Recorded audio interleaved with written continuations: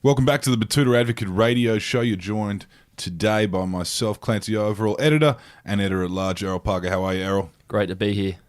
Now, today's guest we're interviewing is a bit of an icon of the arts, if you will. Batuta Advocate, we interview all kinds of people on this radio show, sports stars, politicians, artists, graffiti artists. We've even interviewed graffiti artists and just general troublemakers. Today's guest is in the world of theatre and actual film. He is an absolute titan of the industry, Clancy. His name's Tommy Murphy.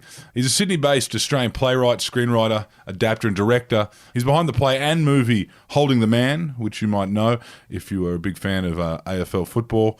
Mark Colvin's Kidney was another play he presented. This week, he's in the studio to talk to us about his newest production, which is called Packer and Sons. And, there's been a lot of talk of this kind of media dynasty of late. There's been the Loudest Voice, Russell Crowe playing Roger Ailes, talking about Fox News. That program went off like a hit in Australia particularly. And, of course, Succession on HBO, which kind of delves into the Murdoch family. Packer and Sons, stage production by Tommy Murphy, delves into the family dynamics of, the iconic Packer family, generational wealth, generational influence, and intergenerational pain. And trauma. So you don't actually hear too many stories about the Packers because obviously there's still quite a legacy there and they have a lot of interest in media and a lot of people don't tell these stories. But Tommy's done the research and he's here today to talk to us about Succession 2.0, Packer and Sons.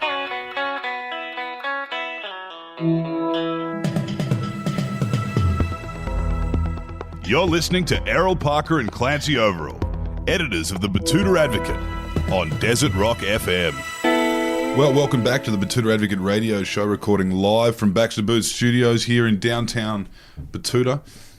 This week, Errol and myself, Clancy Overall, have been joined by another iconic rural Australian storyteller. I guess you'd say Queanbeyan is rapidly becoming outer metropolitan, but when you were there it was rural. Tommy Murphy, playwright and writer, director, thank you for joining us. Great to be here. Now, you're the second Queanbeyan resident that we've had on the podcast. Did you have George Lazenby on? No, we had New South Wales Deputy Premier John Barilaro. John Barilaro. Yeah. Yep. Yeah. There's a lot of people from Queanbeyan. Like there's Alan Jones, a race car driver. Is he? Mark Webber. I know Mark Webber is. He was my neighbour. But and I went to school with Barilaro's cousin. I mean, it's a small town. But you sure the Alan Jones one is true? I think so. Yeah, you want to Google it. Campese. Campese is, definitely, yeah. And George Lazenby. And, of course, Omar Musa. Was born in Melbourne, lived in Queanbeyan for a little bit. Wow, okay. Then left. Oh, yeah. I didn't know that one. That's where he learned all that about cars. Now, tell us, getting into theatre in Queanbeyan, how was that? Was that something that was on offer for you? Actually it was. Yeah? It was really well supported by the local council. And, like, if you showed enthusiasm about something like that, there was even, like, an arts officer at the council who just, like, grabbed me and wanted to help. So we put on like plays and stuff in a little church hall there. And there was this retired guy who'd come to Queanbeyan who had been a cameraman for news and stuff and a stringer. And he was very enthusiastic about it and helped us. So yeah, it was probably a good place to, be a kid interested in theatre. Yeah, it's interesting where people can find these things, and opportunities are kind of everywhere for the arts. I mean, if you're looking for them, is that what you say? Yeah, and I think if you're sort of, most kids are probably into sport, so there was a few of us who were unusual, and so they just encouraged us. Yeah. Now you have made a bit of a name for yourself over the years. Holding the Man actually was an adaptation you put on stage first, but right now you're in the midst of arguably Australia's very own version of Succession. Packer and Sons. You were the man who decided to run the ball up and burn those bridges to tell the story of Kerry Packer and because just a bit of backstory for our listeners. There's two very prominent playhouses down in Sydney. There's Belvoir and the STC. That's right. Yeah. The STC is the darling of the Packer family. Or was. They have a theatre named after them. Rosalind, right. don't they? Yeah. Because your show's on at the Belvoir. Was this a bit of I shot across the bow of STC? No, not at all. I also write for that company as well, so I hope not. Yeah, I mean, like, obviously the Packer family have been very generous to the arts, but I think with all philanthropists in the arts, they understand what the arts is. Mm-hmm. So I don't think anybody gives to the arts, you know, to sort of protection or control of it. Yep. And I think they give to the arts because they want it to be unbounded. Yep. So, yeah, and I don't think this play is in any way mean-spirited. It's a critical play, but it's not mean-spirited. Or, Not malicious. Not malicious at all. So you didn't meet any resistance along the way from some faceless men or women, you know, who came out of the woodwork and said maybe this isn't the best career move?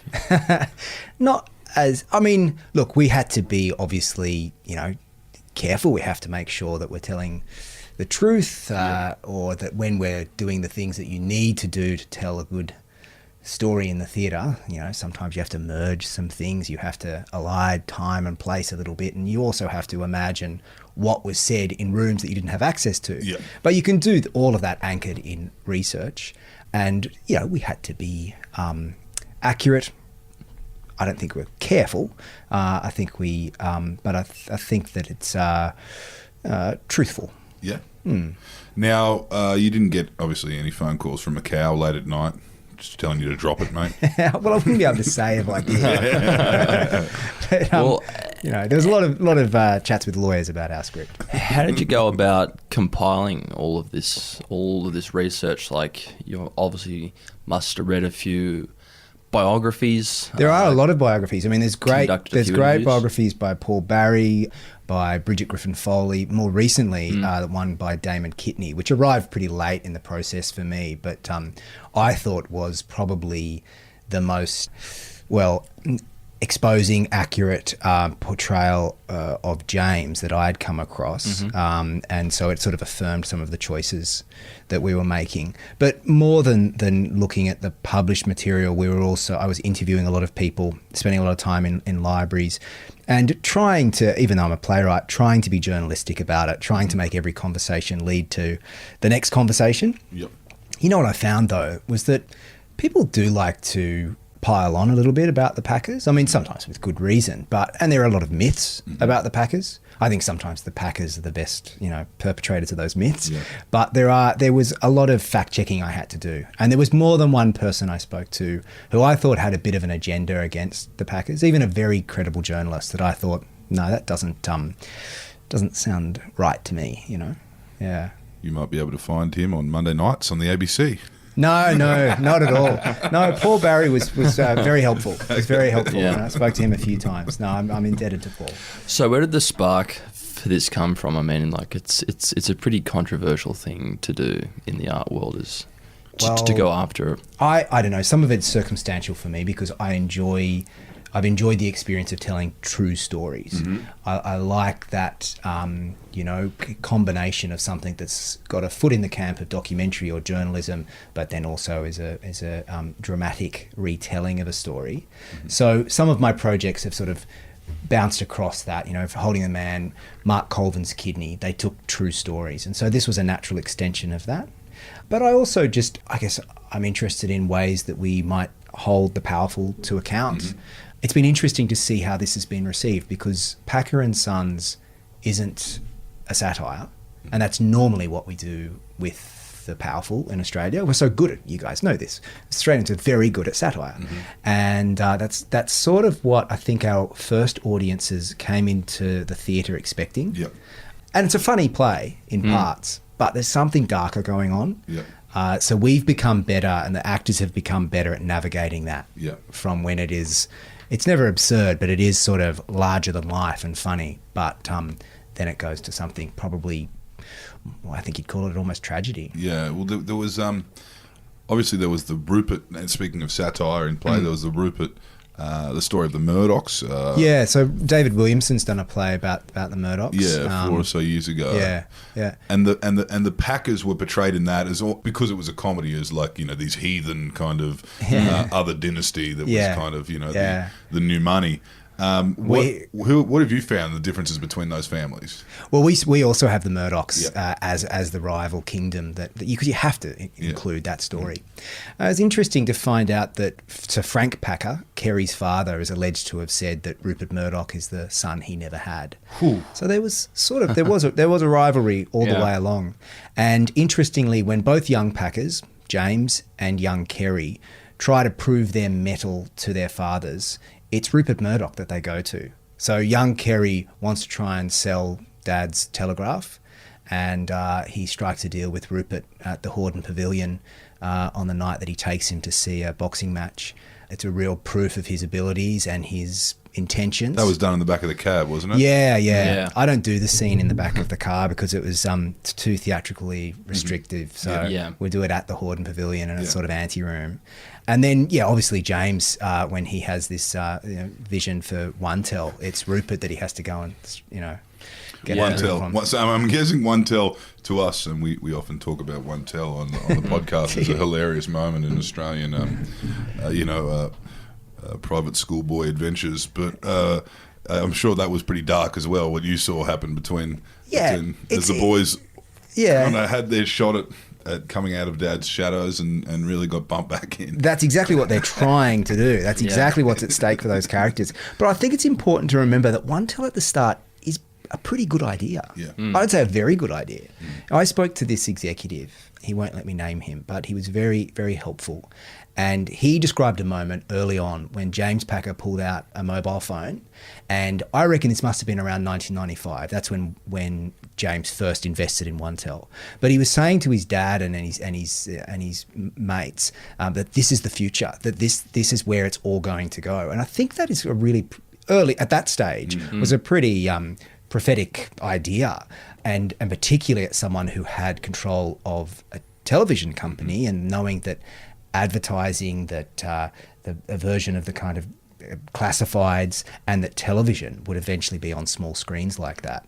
Kerry was having none of it, and nor would his. And he didn't have to live long enough to see himself be wrong about it. No, he also actively resisted it. He really resisted that new media stuff, and that's the sort of the heart of the drama, or at least the second act of Packer and Sons, is that James is trying to bring the family enterprise into this new era, and his father is refusing it to be true, and I guess also in a kind of theatrical idea is refusing to die. Do you reckon the story that obviously gets bandied around, when you kind of hear about that era of Channel 9 and how it was a family company, and there was Richie Benno, and there was all these people that were all good friends, and there was World Series cricket, and then there was the bin fire that was the Super League, and they had all of these things. And it often, the stories that have been recounted, it just shows these Packers just being so hard on the next generation, so cold.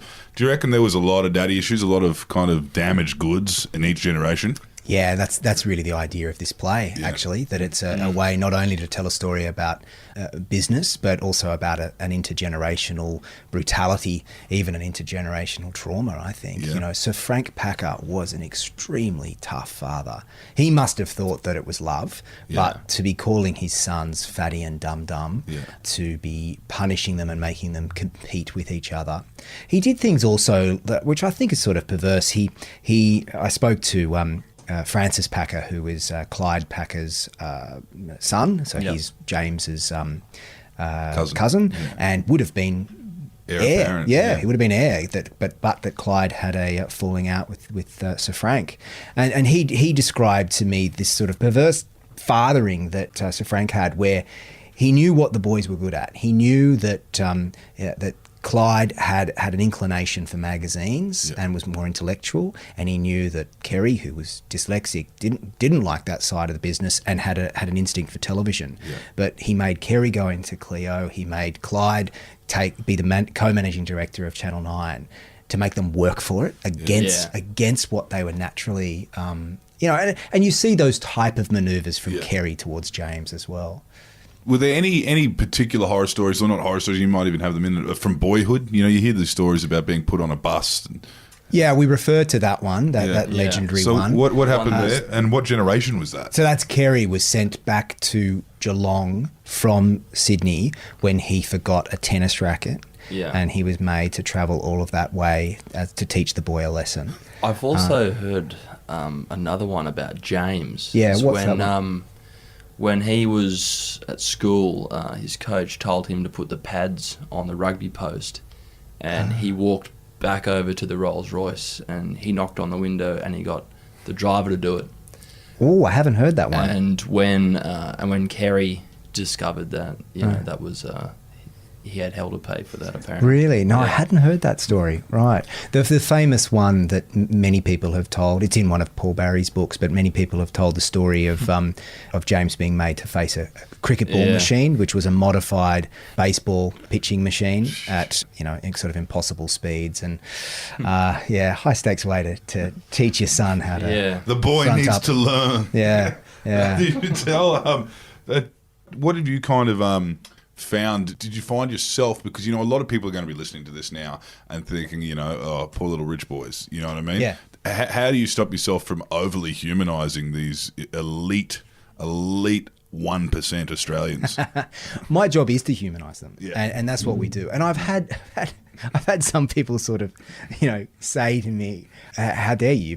You made me feel for the Packers," because it's a complex sympathy. But this is a story of a suffering. But within that, what is the goal? And the goal is greed. Yeah. So I hope that the audience maybe do locate themselves in this story and recognize their own greed or envy, and the way that money might dominate, or myself as well, might dominate our thoughts too much. Yeah. But at the end of the day, this is the story of humans, Yeah. and hopefully there's a universal story to extract from it about a craving for love, and also the damaging way that we train a next generation, particularly boys. What we tell them is necessary to be men. Yeah. Which I think is brutal. Yeah. There's an element as well with this particular family, which I suppose makes them so iconic, in that same kind of Bob Hawke-esque way. Despite all their experiences and their education, or their, they never really sounded too different to the everyday Australian. Isn't that amazing? Yeah. I find that so interesting. They were always the richest people in the country for generations. Yeah, and imagine the difference, say, in the UK, Yeah. if you had, this is 4 generations of huge wealth going back to R.C. Packer at the beginning of last century. And they just sound like new money kind of mining barons, really. They just sound like someone not that different to someone out west. Yeah. I mean, I think that's why class is so elusive. It's so difficult for us to examine class in Australia for that reason. It escapes Yeah, because us. that would be old money. The generationally, I mean, 4 from generations. Tasmania to Melbourne to Sydney. Yeah. And not only money, influence. I mean, really influence that's been held its sway, particularly in New South Wales, but also nationally since at least the 1920s. Yeah. That's the real power, and... We've interviewed Mark Burris on here before, and he's yeah. kind of the quintessential example of someone that came from the western suburbs and made his money and got out of punch bowl. And he says he's never have to really experience that. You get a seat at the table eventually if you're worth enough, or you can a blokey bloke, and you're going to be a certain model of bloke. But he never had that trouble. He said maybe in Melbourne you'd see it a little bit more of the behind the hedges, a kind of aristocratic culture, but it is changing in Sydney a bit too, and in Brisbane too. You get people like Malcolm Turnbull who sound different, and that's. And do you think that has had an effect on the family now, where they you can't get away with the cowboy stuff anymore?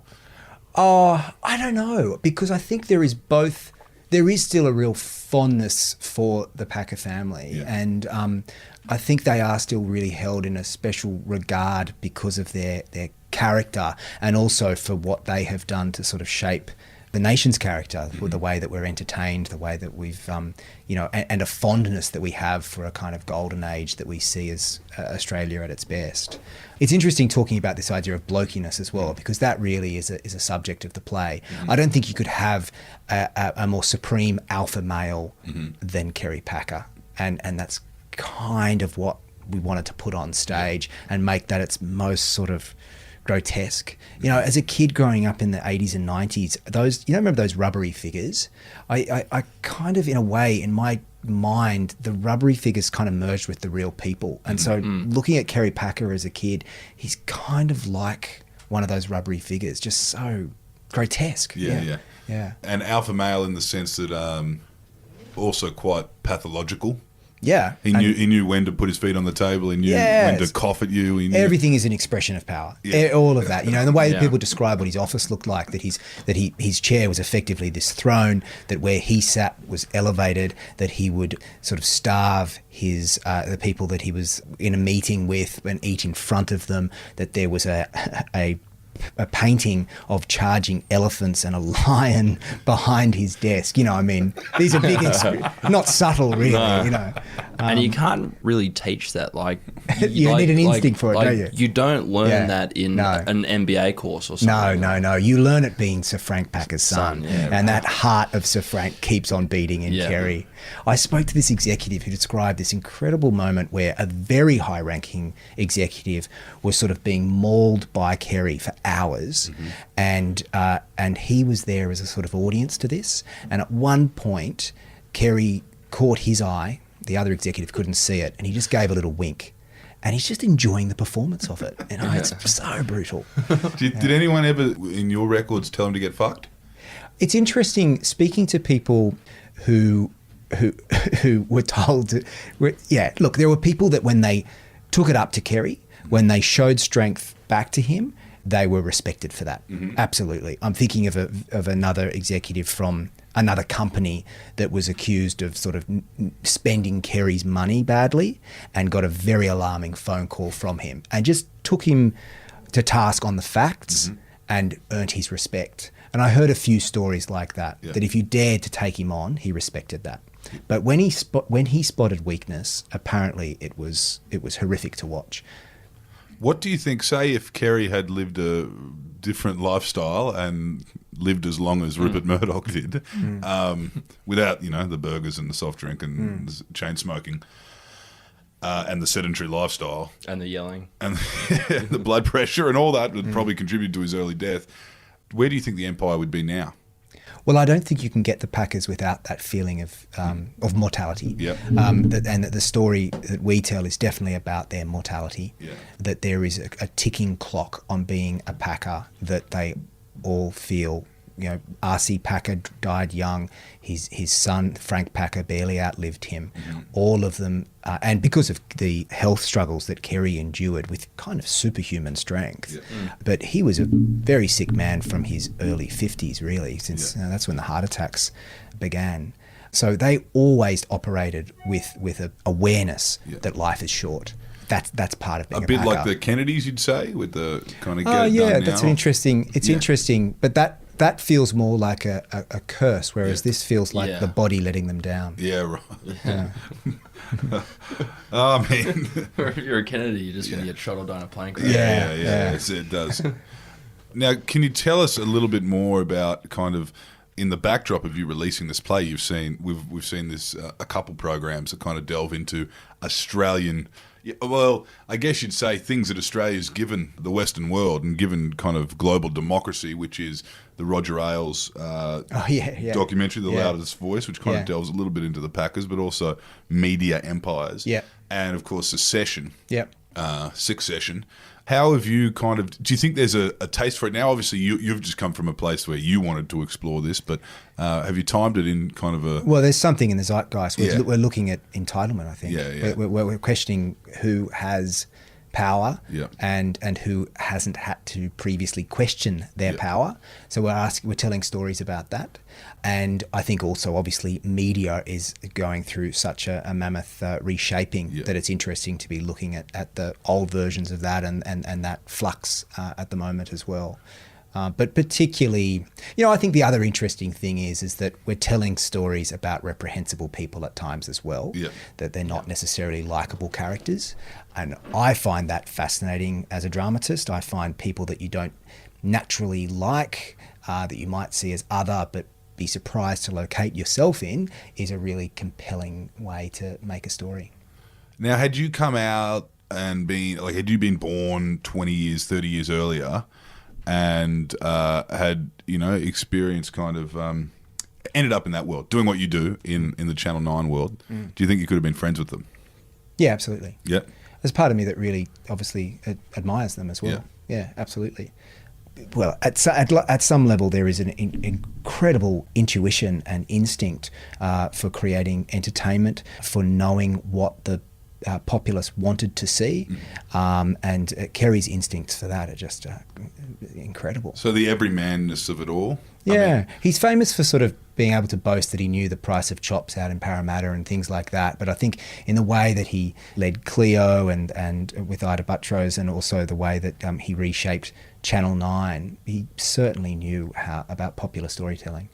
Do you think they had a positive effect on Australian democracy in their full Australian media kind of monopoly era? No, because I think they had an outweighted influence over politics.